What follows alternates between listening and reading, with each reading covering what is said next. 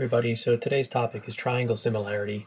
This topic is much like in chapter 4 when we discussed triangle congruence using the 5 different rules: side, side, side, side, angle, side, angle, angle, side, and hypotenuse leg.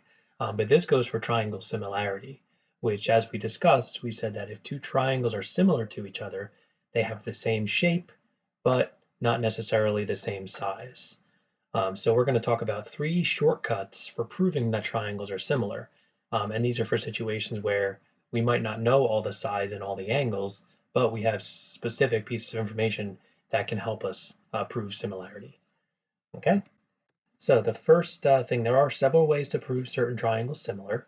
The following postulates, as well as the SSS and SAS similarity theorems, will be used in proofs just as side, side, side, side, angle, and hypotenuse leg and angle, side were used to prove triangles to be congruent.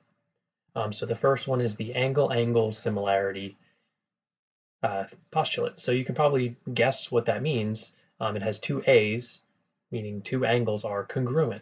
So if 2 angles of one triangle are congruent to 2 angles of another triangle, then the triangles are similar to each other. So you only have to know that there's 2 pairs of congruent angles to prove similarity.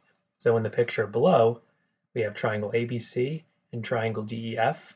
Angle A is congruent to angle D, and angle B is congruent to angle E. Therefore, the triangles are similar by angle. So here's what an example looks like. Explain why these triangles are similar and write a similarity statement. So by looking at the 2 triangles we have here, we have triangle BAC and triangle EDC. Right off the bat, you see that they both have a right angle in them. So far there's 1 pair of congruent angles, but in order to use angle, we need 2 pairs. But if you look closely and think back to your rules that we've talked about, we can add in that angle BCA is congruent to angle ECD since they're vertical angles. So anytime you see vertical angles, you're allowed to add that. And then, like we said, the angle A is congruent to angle D by the right angle congruence theorem. So since they're both right angles, that means that they're both equal to 90, so they're equal to each other. So now that we have 2 angles congruent to 2 angles, the triangles are similar by angle. And this is where we write our congruence or our similarity statement. ABC is similar to DEC. Remember that it's important the way that you write it, the angles need to match up. Angle A is congruent to angle D, so they should match. B goes with E, and then C goes with C. So just make sure you do it that way. Okay, another example. Now we have 2 separate triangles. They're both right triangles, but one of them has a 43-degree angle and the other one has a 47-degree angle. We need to prove that they're similar. Well, we do know something about all triangles, and that is all the angles in a triangle add up to 180. So they don't tell us what angle C is here, and they don't tell us what angle D is here, but with a quick calculation, we can actually figure out what angle C and D are. So if we take our calculators and do 180 minus 90 minus 43, we're going to get 47 degrees. So angle C is actually 47 degrees, which means angle C is congruent to angle F, because angle F is 47 degrees. So now we have the 47 congruent to the 47, and then we also have from the beginning that angle B is congruent to angle E because they're both of right angles. So now since we have 2 pair of congruent angles, the triangles are similar by angle. And again, make sure that your similarity statement matches up the corresponding parts. Okay, the next rule is the side similarity theorem. This is a little bit different than the side that we've talked about in the past. In this case, we're not saying that the sides are congruent to each other. We're saying that the sides are proportional to each other. So as we discussed in the previous lesson, if 2 polygons or if 2 triangles are similar to each other, the angles are congruent, but the sides are proportional. So that means if we were to set up a proportion, those ratios would be equal to each other. And if you cross multiplied, the products would be equal to each other. But that doesn't necessarily mean that the sides are congruent. So what this says is if the 3 sides of one triangle are proportional to the 3 corresponding sides of another triangle, then the triangles are similar. The next one is the side similarity theorem. And what that is you need to have 2 pairs of proportional sides. and then the angle that's between those two proportional sides has to be congruent. So again, it's very similar to the side angle side congruence theorem that we've talked about in the past, but in this case, they have to be proportional sides, proportional corresponding sides, and then it has to have that one congruent angle between the pair of proportional sides. Okay, so let's take a look at an example, and we're going to figure out if they're similar or not. So we have triangle PQR and triangle STU. We need to verify that they're similar. Well, they don't tell us any angle measures. So right off the bat, can't be angle because we don't know if two angles are congruent to two angles. And it can't be side angle side because we don't have any angles, so we can't use either of those. So now we're down to side, side, side. So they do give us all three sides of both triangles, so that's a good start. But we can't just assume, oh, they gave us three sides of both triangles, they're similar by SSS. That's not always true. You need to set up proportions. So we have to match up the corresponding sides, and you can just look at the side lengths. You see that in PQR, 2 is the smallest side, and in STU, 3 is the smallest side. So those two correspond with each other. And then the 3's correspond with the 4.5's. So we set up some ratios. PQ over ST, so 3 goes with 4.5. So 3 over 4.5 reduces to 2/3. And then we do the next one, that's QR, which is 3, which corresponds to TU, which is also 4.5. So again, 3 over 4.5 reduces to 2/3. And now the last ratio we set up is PR goes with SU, and we get 2/3 again. So notice that all three ratios reduce to 2/3, and since they all reduce to the same number, that means that they're proportional. So all three sides are proportional, so the triangles are similar by SSS. That's how you use that. Okay, another example. We have triangle DEF and triangle HJK. So you kind of have to analyze it first. Can we use angle-angle? Well, in triangle DEF, they only gave us one angle. And in triangle HJK, they only gave us one angle. So we can't use angle-angle. We need two pairs of congruent angles.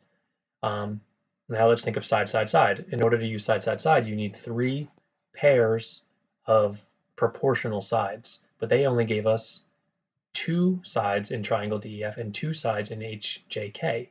So we can't use SSS. But they did give us two sides with the angle between them for triangle DEF, and then two sides with the angle between them for HJK. So as long as the corresponding sides are proportional, and then the angle is congruent, then we can use SAS. So we have to do some setup here. So the first thing is angle D and H, they're both 70 degrees.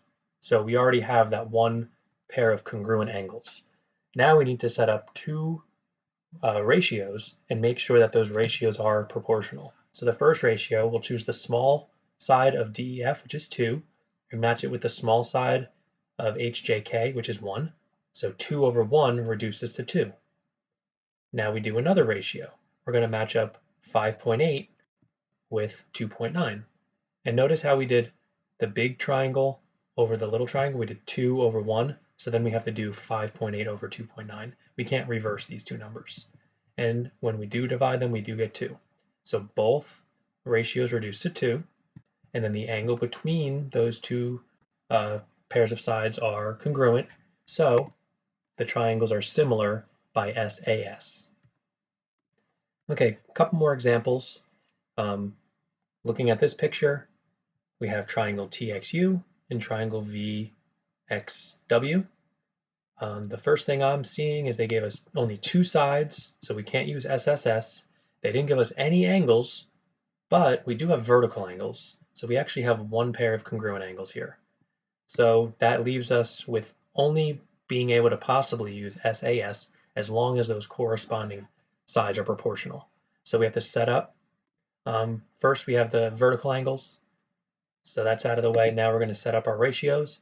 TX corresponds with, so since this is a small one, it corresponds with this small one. It corresponds with VX, so 12 over 16, and that reduces to 3/4.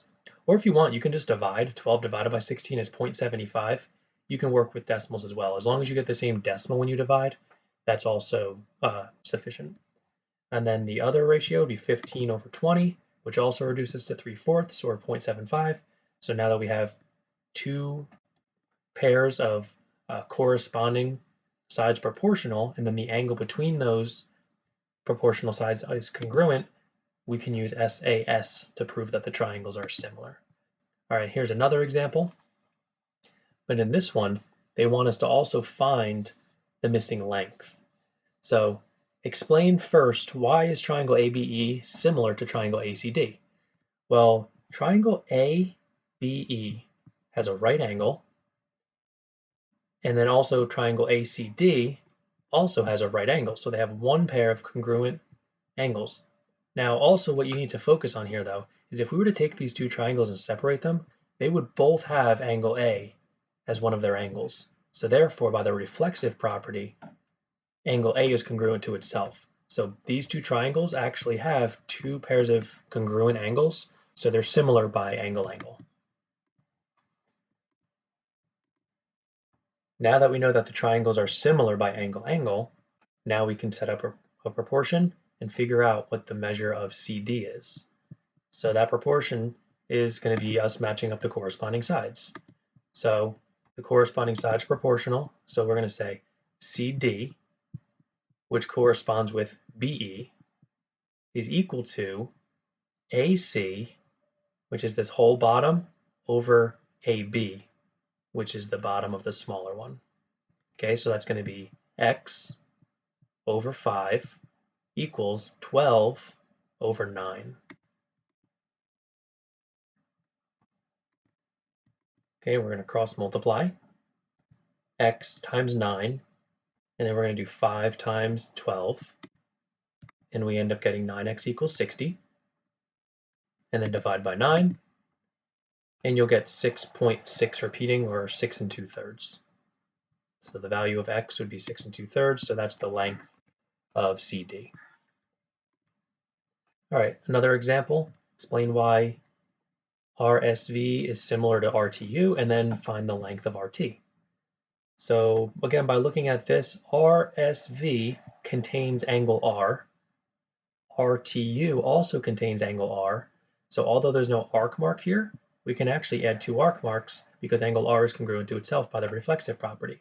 And then they also tell us, based on the symbols they gave us, RSV is congruent to angle RTU. So the triangles are actually similar by angle-angle again. Since they're similar, we can set up a proportion and find the length of RT. So RT is this whole top part. So to find RT, we're going to set up a proportion. So RT is the top of RTU, and then RS is the top of RSV. So RT goes with RS, so that's what we put, RT over RS, equals TU, which is the right side of the big, over SV, which is the right side of the small.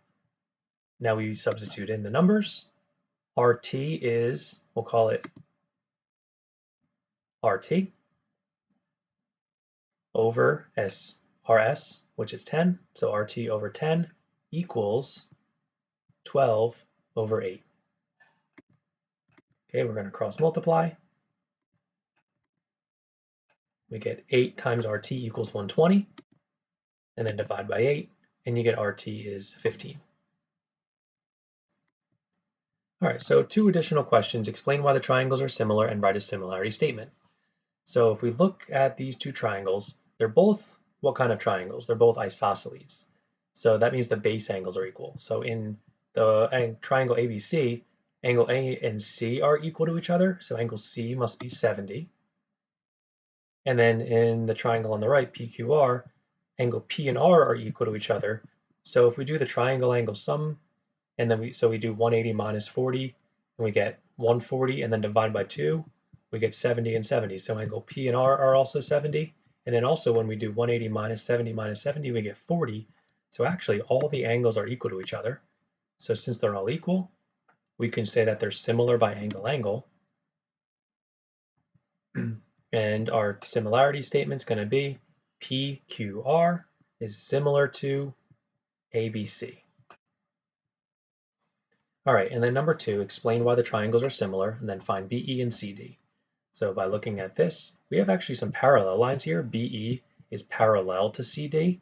So all the corresponding angles are equal to each other. So that's angle AEB is equal to angle D, and angle ABE, which is right here, is equal to angle C. And then also the reflexive property, angle A is congruent to angle A, since that's part of both triangles. So actually all three angles are congruent, so it's already similar by angle.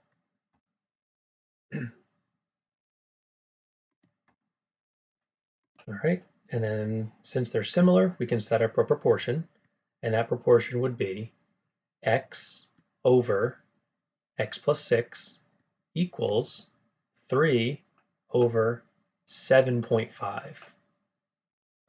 When we cross multiply and get x, and then take that value of x and plug it in, we get x is 4. So when we plug 4 in here, BE is 4. And when we plug 4 in here, we get 4 plus 6, which is 10. So CD is 10. Okay, so that's all we have for today. Have a good day.